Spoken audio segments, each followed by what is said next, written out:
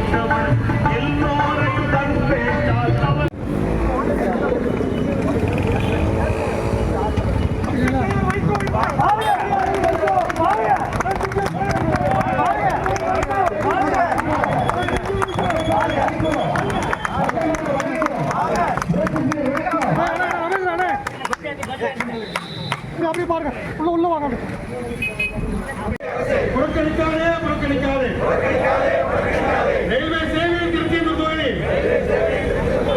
புறக்கணிக்காதே ஒன்றிய அரசு ரயில்வே துறை இணைக்காதே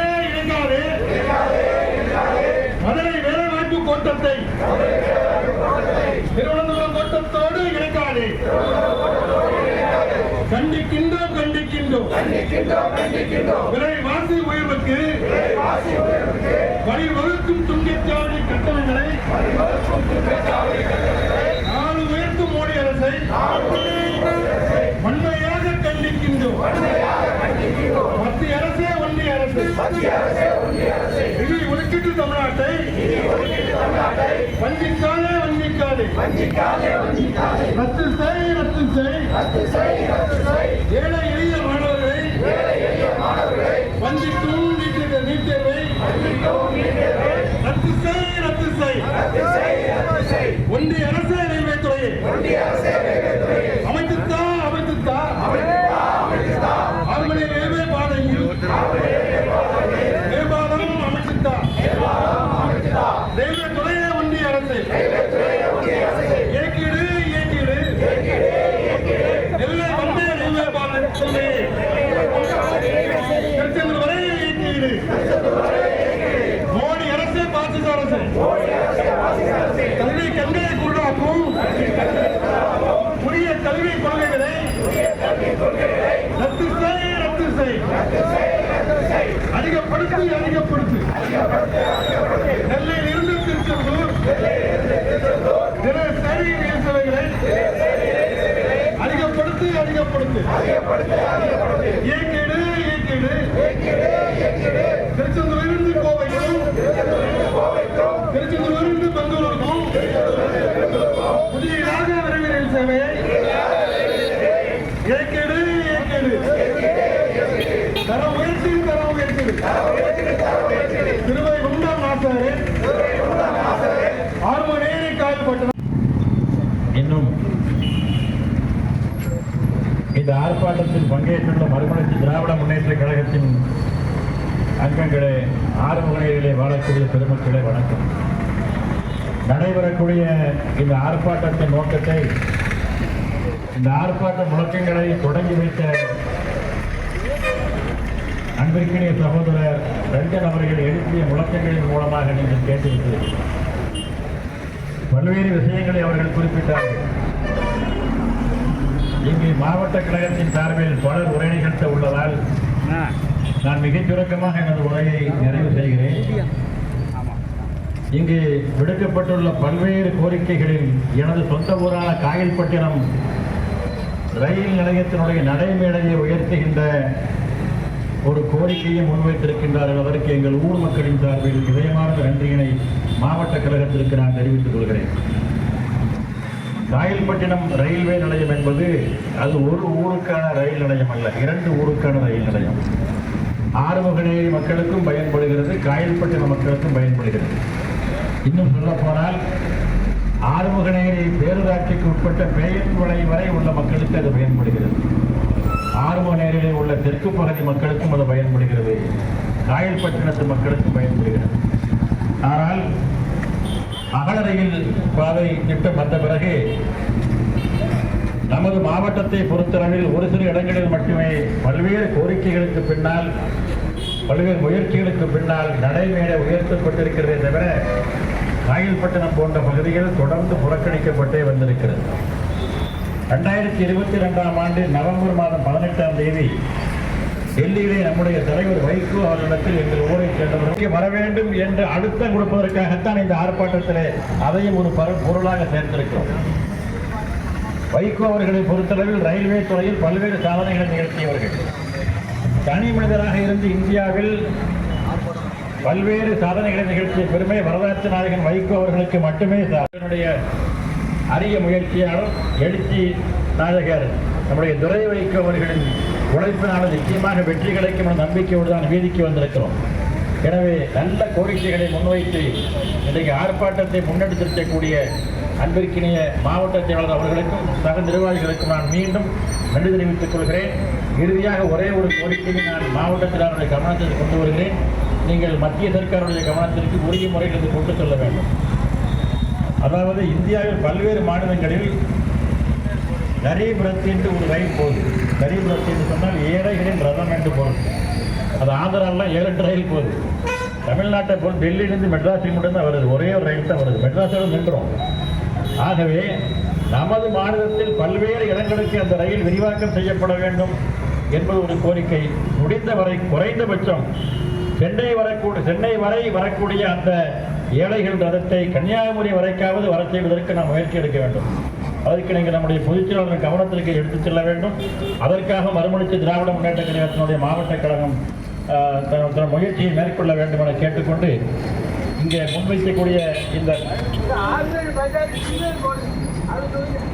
போராட்டத்தினுடைய இந்த ஆர்ப்பாட்டத்தில் முன்வைக்கப்படக்கூடிய அனைத்து கோரிக்கைகளையும் வெற்றி பெறுகின்ற வரை மாவட்ட கழகம் தொடர்ந்து போராடும் என கூறி வாய்ப்புக்கு நன்றி கூறி அமைகிறேன். நன்றி, வணக்கம்.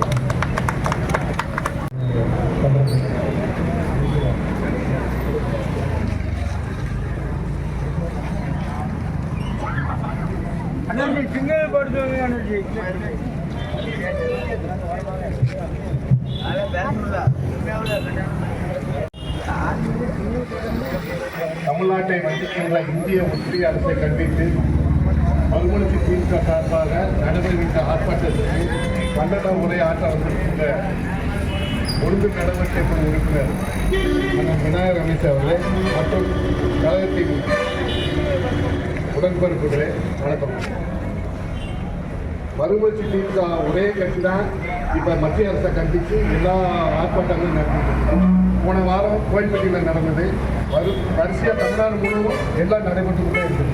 இப்போ திருச்சி விரிவாக்கம் பண்ண விமான நிலையத்தை பெரிய லெவலில் விரிவாக்கம் பண்ணியிருக்காங்க. அதுக்கு ஒரே காரணம் நம்ம துறை வைக்க மட்டும்தான்.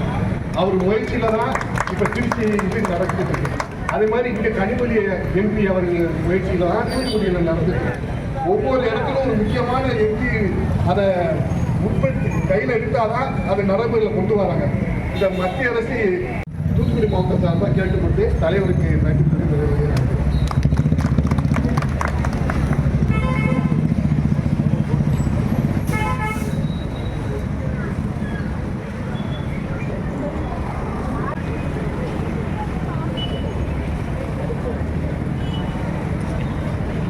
கழக வெளியீட்டு இணை செயலாளர் நக்கீரன் அவர்களுடைய கண்டனம்.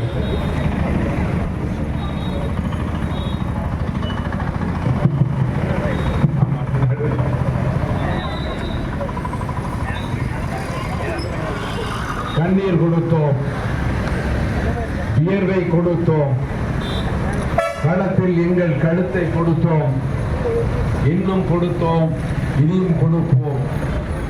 சிங்கமே தமிழா, சங்கம் மாற்று, படை சரி செய்யடா என்று வீரமுழக்கம் செய்கின்ற தென்பாண்டி சிங்கம் புரட்சி புயல் மக்கள் தலைவர் வைகோ அவர்கள் தன்னுடைய பொது வாழ்வில் 60 ஆண்டு காலத்தை இந்த தமிழகத்தின் வாழ்வாதாரத்திற்காக, ஜீவாதாரத்திற்காக தன் பொது வாழ்வை அர்ப்பணித்த ஒரு தலைவரின் சகாக்கள், தம்பிமார்கள் இன்றைக்கு ரயில்வே துறையை கண்டித்தும் மத்திய மோடி அரசாங்கத்தால் வஞ்சிக்கப்படுகிற தமிழகத்தின் நிதி ஒதுக்கீட்டில் வஞ்சிக்கிற மோடி அரசை கண்டித்தும், நீட் தேர்வை கண்டித்தும், இன்னும் மக்கள் விரோத கொள்கைகளை முன்னெடுத்து வருகிற ஒன்றிய மோடி சர்க்காரை கண்டித்தும், ரயில்வே துறையை கண்டித்தும் இந்த ஆர்ப்பாட்டம் என்னுடைய மாவட்ட கழக செயலாளர் RS ரமேஷ் அவருடைய தலைமையிலும், தலைமை கழகத்தின் ஒழுங்கு நடவடிக்கை குழு உறுப்பினர் அருமை அண்ணன் விநாயகா ரமேஷ் அவருடைய முன்னிலையிலும், ஒன்றிய கழக செயலாளர்கள், மாவட்டத்தின் பல்வேறு பொறுப்புகளிலே இருக்கிற நிர்வாகிகள் அத்தனை பேரும் இன்றைக்கு இந்த ஆர்ப்பாட்டத்தில் இன்றைக்கு கலந்து கொண்டு கடமையாற்றுகிறார்கள். நாங்கள் தொடர்ந்து வலியுறுத்தி வருகிறோம். மாவட்ட செயலாளர்கள் குறிப்பிட்டதை போல கடந்த வாரம் கோயில்பட்டியிலே இதே போன்ற ஒரு மாபெரும் ஆர்ப்பாட்டத்தை முன்னெடுத்தோம். இன்றைக்கு தமிழகம் முழுவதும் ஒன்றிய அரசை கண்டித்து, மோடி அரசை கண்டித்து மறுமலர்ச்சி திராவிட முன்னேற்ற கழகம் இன்றைக்கு போர்க்களத்தில் இன்றைக்கு நின்று கொண்டிருக்கிறது. அடுத்த தேர்தலை பற்றி சிந்திப்பவன் அரசியல்வாதி, அடுத்த தலைமுறை பற்றி சிந்திப்பவரே நிச்சயவாதி. அப்படி நிச்சய தலைவர் வைகோவின் தம்பிமார்களான நாங்கள் இன்றைக்கு தமிழகம் சந்திக்கின்ற பல்வேறு இடர்பாடுகளை, மோடி அரசால் வஞ்சிக்கப்படுகிற திட்டங்களை இன்றைக்கு கண்டித்து இந்த ஆர்ப்பாட்டத்தில் கலந்து கொண்டு கடமையாற்றுகிறோம். ஏனென்று சொன்னால் இன்றைக்கு ரயில்வே துறை எப்படி இருக்கிறது என்று கேட்டால் அது இன்றைக்கு வாழாவிருக்கிறது என்றுதான் நாம் சொல்ல முடியும். காரணம் என்னவென்று கேட்டால் இந்த பகுதி திருச்செந்தூர் பகுதி மட்டுமல்ல,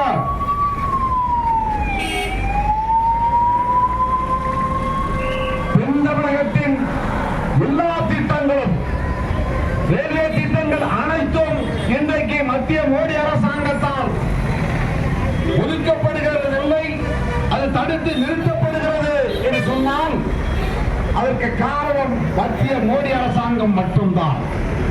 ஒரு மாற்றாந்தாய் மனப்பான்மையோடு இன்றைக்கு தமிழகத்துக்கு வரக்கூடிய நிதி ஒதுக்கீட்டை இன்றைக்கு மத்திய அரசாங்கம் தடுத்து நிறுத்தி வைத்திருக்கிறது. பேரிடர் ஏற்பட்டது தூத்துக்குடி மாவட்டத்திலே உங்களுக்கு தெரியும். காயல்பட்டணம் மிதந்தது, முத்துராராம் தூத்துக்குடி மிதந்தது. ஏறத்தாழ 20-25 பேர்களை அது காவு கொண்டு போயிற்று. மக்கள் சொத்துக்கள் முடங்கின, சொத்துக்களை இழந்தார்கள். ஆனால் மத்திய மோடி அரசாங்கத்தினுடைய நிர்மலா சீதாராமன் என்ன சொல்கிறார்? நிதியமைச்சர் இது பேரிடர் இல்லை என்று சொல்லுகிறார். ஆனால் யாருக்கெல்லாமோ ஒதுக்குகிறார்கள் பணத்தை. திட்டக்குழு இன்றைக்கு சம்மதித்திருக்கிற அந்த தமிழகம் கேட்ட ஏறத்தாழ 2000 லட்சம் கோடியை ஒதுக்காமல் ஒரு மாற்றாந்தாய் மனப்பான்மையோடு இன்றைக்கு வெறும் 265 கோடியை இன்றைக்கு மத்திய மோடி அரசாங்கம் ஒதுக்கி இருக்கிறது. ஏனென்று சொன்னால் அதை கேட்க உரிமையுள்ள நாங்கள் என்கிற அடிப்படையில் இன்றைக்கு ஜிஎஸ்டி ஆகட்டும், மற்ற புற வருவாய்களாகட்டும், எந்த வருவாயும் தமிழகத்தை போல எவனும் மத்திய அரசாங்கத்துக்கு கொட்டி கொடுத்ததில்லை என்பதை ஆறுமுறையிலே பொதுமக்கள் நீங்கள் புரிந்து கொள்ள வேண்டும். என்று சொன்னால் ஏன் மாற்றாந்தாய் மனப்பான்மையோடு அவர்கள் நடந்து கொள்கிறார்கள் என்று சொன்னால் அவர்கள் நினைத்த கனவு பழிக்கவில்லை. அந்த குள்ளநெறி பேச்சு இங்கே எடுபடவில்லை. மோடி அரசாங்கத்தின் குள்ளநெறி பேச்சுகள் அல்லது மோடியுடைய குள்ளநெறி பேச்சுகள் அல்லது அமித்ஷாவுடைய குள்ளநெறி பேச்சுகள் தமிழகத்திலே எடுபடவில்லை. அதனால் தமிழகத்தை வஞ்சித்துவிட்டு யாருக்கெல்லாமோ கொடுக்கிறார். பீகாருக்கு ரயில்வே துறையில் கொட்டி கொடுக்கிறார், திட்டங்களுக்கு கொட்டி கொடுக்கிறார். ஒன்றுமே செய்யாத பீகாருக்கு ஒதுக்கி கொடுக்கிறான் என்று சொன்னால் அவர்களோடு கூட்டணியில் இருக்கிறார் என்பதற்காக. ஆந்திராவுக்கு கொட்டி கொடுக்கிறார் தென் தமிழகத்திலே. ஏன் தெற்கு பகுதியிலே இருக்கிற ஆந்திராவுக்கு ஒதுக்குகிற அந்த பணம் ஏன் தமிழகம் வஞ்சிக்கப்படுகிறது என்பதை கேட்பதற்காகத்தான் இந்த ஆர்ப்பாட்டத்தை நாங்கள் தொடர்ந்து நடைபெற்றுக் கொண்டிருக்கிறோம், நடத்தி கொண்டிருக்கிறோம். அது மட்டுமில்லை, இங்கே ரயில்வே துறை எப்படி இருக்கிறது என்று கேட்டு என்ன தெரியுமா, இந்த மோடி சர்க்கார் வந்த பிறகு இந்த 10 ஆண்டு காலத்தில் இந்த ரயில்வேயில் நடைபெற்றிருக்கிற விபத்துகள் என்பது ஏறத்தாழ 638 விபத்துகள் இன்றைக்கு நடந்து முடிந்திருக்கின்றன. சமீபத்திலே கூட தமிழ்நாட்டில் ஒரு பகுதியில் ரயில் கவிழ்ந்தது. நல்ல வேளையாக அங்கே கேஷுவாலிட்டி இல்லை, சாவுகள் இல்லை, மரணம் இல்லை. ஆனால் நான் சொல்லுகிறேன் தோழர்களே, ஏறத்தாழ 278 மக்கள் வாழ்ந்து மடிந்திருக்கிறார்கள். 10 ஆண்டு காலத்தில் மோடி சர்க்கார் ரயில்வேயுடைய லட்சணம் இப்படி இருக்கிறது. பணம் ஒதுக்குகிறாரா? இல்லை. மாறாக தமிழகத்தின் மக்கள் பாதிக்கப்படுகிறார்கள். புரிந்து கொள்ளுங்கள் தமிழர்களே, இன்றைக்கு தமிழகத்தின் மக்கள் மத்திய மோடி அரசாங்கத்தின் வஞ்சகத்தால், நிதி ஒதுக்கீடு இல்லாததால் தமிழக மக்களுடைய நலத்திட்டங்கள் இன்றைக்கு ஆமை வேகத்தில் நடைபெற்றுக் கொண்டிருக்கிறது. அதைத்தான் சொல்லுகிறோம். எத்தனை செய்ய முடியும்? இருந்தாலும் இன்றைக்கு இந்தியாவுடைய முதல் மாநிலமாக கல்வியிலாகட்டும், மருத்துவத்திலாகட்டும், வேறெந்த துறையிலாகட்டும், தேசிய கொடுப்பதிலாகட்டும், எல்லாவற்றிலையும் இன்றைக்கு திராவிட மாடல் ஆட்சி, தளபதியுடைய ஆட்சி இன்றைக்கு தலையிலிருந்து கொண்டிருக்கிறது என்பதை நாங்கள் இந்த இடத்திலே பதிவு செய்ய விரும்புகிறோம். ஆனாலும் கூட மக்கள் இன்றைக்கு ஏங்கி தவிக்கிறார்கள். எத்தனை திட்டத்திற்கு ஏங்கி தவித்துக் கொண்டிருக்கிறார்கள். இன்றைக்கு நான் சொல்லுகிறேன், பக்கத்திலே தான் காமராசர் சிலை இருக்கிறது. பெருந்தலைவர் காமராசரை எண்ணி பார்க்கிறேன். இன்னைக்கு நீட் தேர்வை எடுத்து ஏன் கோஷம் போடுறீங்க கேட்கலாம். நீட் தேர்வை எடுத்து எதற்கு கோஷம்? பெருந்தலைவர் காமராசர் ஆட்சி நடைபெற்றுக் கொண்டிருக்கிற போது இதே மருத்துவ கல்வியில் யாரை தேர்ந்தெடுப்பது என்று நினைத்த போது அன்றைக்கு இருந்த அந்த சீஃப் செக்ரட்டரி திணறுகிறார். ஐயா, இருப்பது 29 சீட்டு, வந்திருப்பதோ 100 மணிக்கு, யாருக்கு கொடுப்பது என்று கேட்கிற போது பெருந்தலைவர் அவர் 2 மாதமாக மண்டலம் உடைத்துக் கொண்டிருந்தார். அந்த சீஃப் செக்ரட்டரி நேற்று சுந்தர வெடிவேடு என்று கேட்கிறேன், அவர் மண்டலம் உடைத்துக் கொண்டிருந்தார். காமராஜர் பெருந்தலைவர் 10 நிமிடத்தில் முடித்து விட்டார். எப்படி தெரியுமா? ஐயா, நான் இவனால் முடிவெடுக்க முடியவில்லை, நீங்க 10 நிமிஷத்துல எல்லாத்தையும் கிளியர் பண்ணி பைசல் பண்ணிட்டீங்களா அப்படி என்று கேட்டது. எப்படி முடிவுக்கு வந்தீர்கள் என்று பெருந்தலைவரிடம் அந்த சீஃப் செக்ரட்டரி கேட்டபோது பெருந்தலைவர் சொன்னார், நான் எல்லா அப்ளிகேஷனையும் பார்த்தேன், எல்லா அப்ளிகேஷனையும் பார்த்தேன்.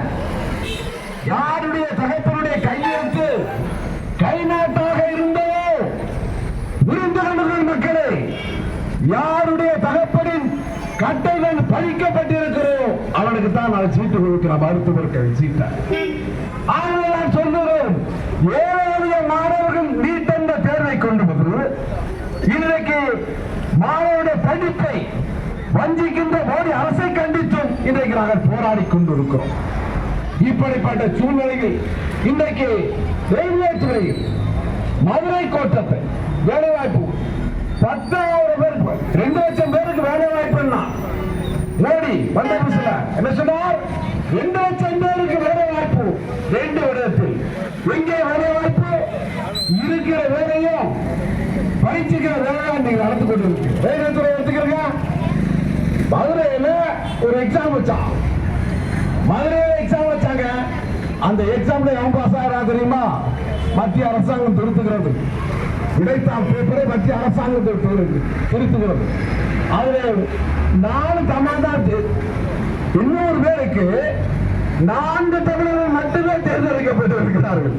வித்தியாசமாக இல்லை. இதே மாதிரிதான் நீட் தேர்வும் நடந்து கொண்டிருக்கிறது. அங்கே கேள்வித்தாள் விடைகள் இன்றைக்கு பகிர்ந்தளிக்கப்படுகிறது. 2 லட்சம் 4 லட்சம் கேள்வித்தாள், நீட்டுடைய கேள்வித்தாளும் பதிலும் 4 லட்சத்திற்கு மோடி ஆட்சியிலே விற்கப்படுகிற அவளும். அப்ப நீட்டென சரியா? சிந்தித்து பார்க்க வேண்டும் மக்கள். நாங்கள் ஏன் சிந்தித்துக் கொண்டிருக்கிறோம்? என் தலைவன் நித்தம் சிந்தித்துக் கொண்டிருக்கிறார். இன்றைக்கு ரயில்வே கட்டத்தை கொண்டு போய் திருவனந்தபுரம் வேலைவாய்ப்பு கோட்டத்தோடு இணைக்க, மதுரை ரயில்வே வேலைவாய்ப்பு கோட்டம். அப்ப தமிழர்கள் இருப்பார்கள் அல்லவா? அதுக்கு தேர்வுக்கு வருவார்கள் அல்லவா? அதையெல்லாம் புறக்கணித்து விட்டு இன்றைக்கு மோடி சர்க்கார் என்ன செய்கிறது? திருவனந்தபுரத்தோடு இணைக்கிறது. அங்க போனாங்க விளையாட்டுக்கார விடுவாரா? வந்த சும்மா விடுவாரா? ஏற்கனவே சும்மா போறாரு பாட்டுநாட்டுக்காரர் நிர்வாகம் பண்றான். ஆக இப்படிப்பட்ட ஒரு சூழ்நிலையில் இன்றைக்கு ரயில்வே தலைவர் வைகோ தலைமையில், புரட்சி புயல் தலைவர் வைகோ தலைமையில், நாடாளுமன்ற நாயகர் தலைவர் வைகோ தலைமையில் செல்வோம் நாம். புரட்சி நாயகர் துறை வைகோ எம்பி அவருடைய தலைமையிலே நாம் வெல்வோம். நன்றி, வணக்கம். மத்திய அரசை கண்டித்து, ரயில்வே துறையை கண்டித்து மறுமலர்ச்சி திமுக நடத்துகின்ற ஆர்ப்பாட்டம்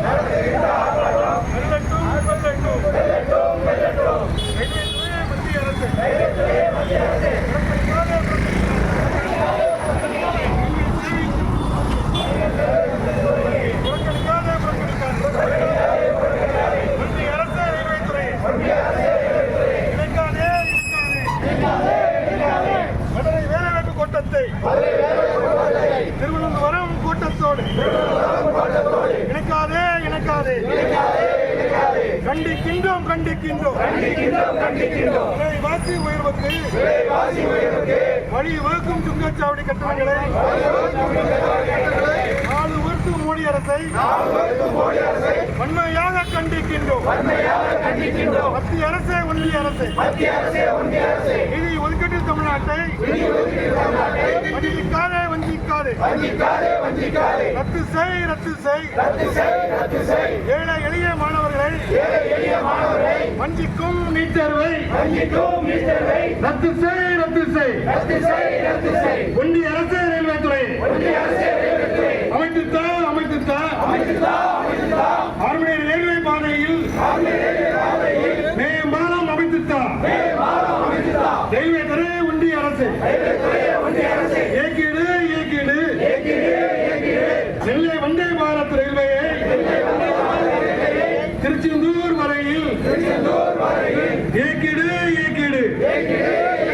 மோடி அரசே, பாசிச அரசு கல்வி கண்களை குருடாக்கும் புதிய கல்விக் கொள்கைகளை ரத்து செய். அதிகப்படுத்து. நெல்லையிலிருந்து திருச்செந்தூர் தினசரி ரயில் சேவைகளை அதிகப்படுத்து. ஏகீடு. திருச்செந்தூரிலிருந்து கோவைக்கும், திருச்செந்தூரிலிருந்து பெங்களூருக்கும் புதிதாக விரைவு ரயில் சேவையை ஏகீடு. தரம் உயர்த்திடு. இருவை குண்டான் நாசாரு 6 மணி நேரம் கால்பட்டினம் ரயில் நிலையங்களை நடைமுறைகளை தரம் உயர்த்திடு. மத்திய அரசு, மோடி அரசு மீனவ மக்கள் வாழ்வாதாரத்தை நேற்று வைத்து தருகின்ற மக்கள் விரோத சட்டங்களை ரத்து செய். ஒன்றிய அரசு, மோடி அரசு நடவடிக்கை எடு. இலங்கை சிறையில் அடைக்கப்பட்டுள்ள தமிழக மீனவர்களை விடுதலை செய்ய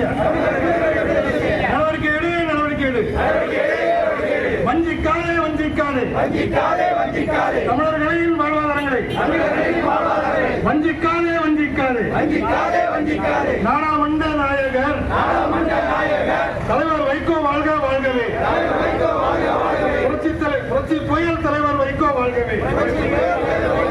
புரட்சி நாயகர் துறை வைகோ வாழ்கவே. வைகோ கரம் பிடிப்போம், வாகை சூடி பயமுடிப்போம்.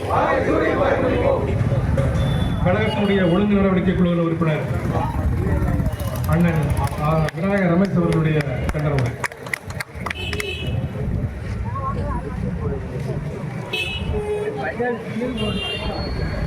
மறுமலர்ச்சி திராவிட முன்னேற்ற கழகத்தின் தெற்கு மாவட்டம் சார்பாக நடைபெறுகின்ற இந்த ஆர்ப்பாட்டத்திற்கு தலைமையேற்றிருக்கின்ற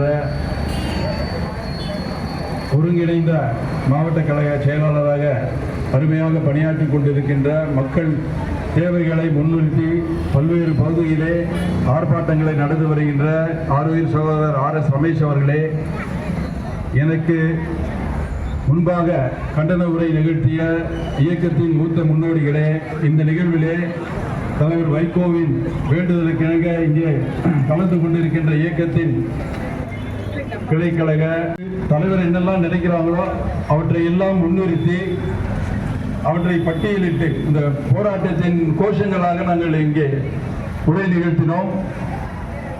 அதை பற்றி சிறப்பு பேச்சாளர்களும் பேசினார்கள். எந்த ஒரு நிகழ்வானாலும் தமிழகத்தில் ஒரு பிரச்சனை வருது அப்படின்னா முதல்ல அதை கையில் எடுக்கிறது தலைவர் வைகோ அவர்கள் தான்.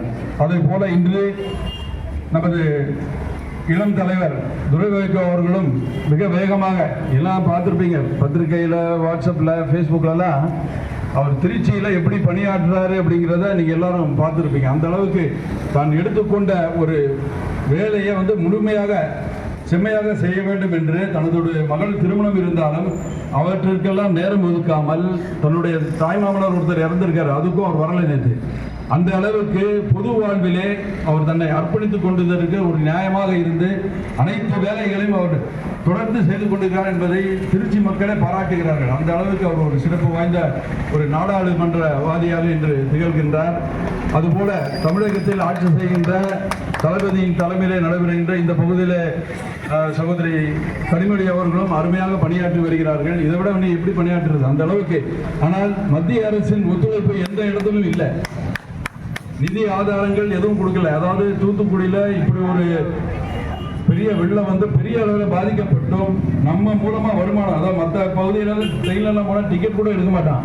நம்ம அந்த மாதிரி இல்லை, எல்லாரும் ஒழுங்காக மரியாதை டிக்கெட் எடுத்து ரிசர்வ் பண்ணி, அதே மாதிரி ஜிஎஸ்டி எல்லாம் ஒழுங்காக கட்டி, வரியெல்லாம் ஒழுங்காக செலுத்தி, இவ்வளவு வருமானங்கள் நம்மை வைத்து மத்திய அரசுக்கு வந்தாலும் கூட அவற்றிலிருந்து ஒரு சதவீதம் நம்ம மற்றவங்க கொடுக்குற ஸ்டேட்டை விட நமக்கு பாதி தான் கொடுக்குறாங்க. அந்த அளவுக்கு ஓரவஞ்சனை செய்கிறார்கள் என்பதை கண்டித்து தான் இந்த ஆர்ப்பாட்டம் நடைபெற்றுக் கொண்டிருக்கின்றது. அதுபோல பாஜக தொடர்ந்து இது போல செயல்பாடுகளில் ஈடுபட்டார்களே ஆனால் அவருடைய நிலை மிகவும் மோசமாகிவிடும் என்பதை எல்லாமே போன பாராளுமன்ற எலெக்ஷன்லேயே பார்த்துருப்பீங்க எந்த அளவுக்கு அவர்கள் திணறிட்டாங்கிறது. அதிலும் பல்வேறு மாவட்டங்களில் பல்வேறு மாநிலங்களில் முறைகேடுகள் நடந்து தான் அவங்க ஜெயிச்சிருக்காங்க. இப்போ நீட்டு தேர்வுன்னு எடுத்துக்கிட்டிங்கன்னா அதில் நிறைய பேப்பர், இப்போ எனக்கு ரொம்ப பேச சொல்லுங்க, கொஸ்டின் பேப்பர்லாம் லீக் ஆகிருக்கு. அதே மாதிரி சில எக்ஸாம்ஸ் எல்லாம் மத்திய அரசு கொண்டு வரும்போது அவற்றை எல்லாம் அறிவிச்சுட்டு இங்கிருந்து வெவ்வேறு ஊரில் சென்டர் போட்டு இங்கிருந்து ஹைதராபாத், அகமதாபாத், கேரளா எல்லா இடத்துக்கும் போய் இறங்கினப்புறம் அந்த தேர்வு ரத்து செய்யறாங்க. ஒரு அநியாயமான ஒரு போக்கை இந்த மத்திய அரசு தொடர்ந்து வஞ்சித்து வருகின்றது என்பதெல்லாம் ஒரு முறையாக அவர்கள் செயல்படவில்லை. அவர்கள் ஒரே பெரும் அளவிலே பணத்தை கொள்ளையடிப்பதிலேயே குறியாக இருக்கின்றார்கள் என்பதையும் தெரிவித்து, ரயில்வே திட்டங்கள் பல பகுதியில் தென் மாவட்டங்கள், முக்கியமாக தூத்துக்குடி மாவட்டத்தில் விழாத்தகுளத்திலிருந்து போற ட்ரெயினும் சரியா வரல. அதே மாதிரி இங்க வந்தே பாரத்லாம் இது வரைக்கும் கொடுக்கலாம். அதே மாதிரி ஏழைகளுக்கான ரயில்களை கன்னியாகுமரி வரைக்கும் நீட்டித்து கொடுக்கலாம். அந்த மாதிரி பல கோரிக்கைகள் இருக்கு. அதே மாதிரி விவசாயிகளுக்கு உரமே வரல. விவசாயம் அவங்க எவ்வளவுதான் நீதிக்கு இறங்கி போராடினாலும் அதற்கு தேவையான உரம் மத்திய அரசு தான் வழங்க வேண்டும். அவற்றிற்கும் எந்த ஒரு அவர்கள் முயற்சியும் எடுக்கவில்லை. இது போன்ற நிகழ்வுகள் தொடர்ந்து நடக்குமே ஆனால் பெரிய அளவிலே நாங்கள் மக்கள் சக்தியை திரட்டி ஆர்ப்பாட்டத்தை நடத்துவோம் என்றும் அதுபோக முற்றுகை போராட்டத்தையும் நடத்துவோம் என்று இந்த கூட்டத்தில் வாயிலாக தெரிந்து கொண்டு இந்த நிகழ்ச்சியில் கலந்து கொண்ட அனைத்து இயக்குநர்களுக்கும் தூத்துக்குடி மாவட்டத்தின் சார்பாக நன்றியை தெரிவித்துக் கொள்கிறேன். வணக்கம். ஆர்ப்பாட்டத்தை சிறந்த முறையிலே இங்கே ஏற்பாடு செய்த திருச்செந்தூர் ஒன்றிய கழகத்தினுடைய செயலாளர், ஆறுமலைகிரி நகர செயலாளர், நகர கழகத்தினுடைய துணையோடு நகர செயலாளர் மற்றும் நிர்வாகிகள் பொதுக்குழுக்களின் துணையோடு ஏற்பாடு செய்த இளவல் PS முருகன் அவர்கள் நன்றி உரை நிகழ்த்துவார்கள். தமிழ்நாட்டை வஞ்சிக்கின்ற மத்திய அரசை கண்டித்து நடைபெறுகின்ற இந்த ஆர்ப்பாட்டத்திற்கு நமது தெற்கு மாவட்டத்தில் ஆர்வம் நடத்துவதற்கு வாய்ப்பளித்த அண்ணன் மாவட்ட செயலர் RS ரமேசன் அவர்களுக்கு முதலில் நன்றியை தெரிவித்துக் கொள்கிறேன். அடுத்ததாக கண்டன உரையை சிறப்பாக ஆற்றிய அண்ணன் விநாயகாஜி ரமேஷ் அவர்களுக்கும், நக்கீரன் அண்ணாஜி அவர்களுக்கும், மாவட்ட பொருளாளர் அமோல்லா அவர்களுக்கும் நன்றியை தெரிவித்துக் கொள்கிறோம். மேலும் இந்த கூட்டத்தில் கலந்து கொண்ட ஒன்றிய செயலாளர்கள், அனைத்து ஒன்றிய செயலாளர்கள், நகர செயலாளர்கள், கிளைக்கழக உறுப்பினர்கள் அனைவருக்கும் நன்றி. நடவடிக்கை எடு, நடவடிக்கை எடு. இலங்கை சிறையில் அடைக்கப்பட்டுள்ள தமிழக மீனவர்களை விடுதலை செய்ய நடவடிக்கை எடு, நடவடிக்கை எடு. வஞ்சிக்காதே, வஞ்சிக்காதே. தமிழர்களின் வாழ்வாதாரத்தை வஞ்சிக்காதே, வஞ்சிக்காதே. நாடாளுமன்ற நாயகர் தலைவர் வைகோ போல் வாழ்க.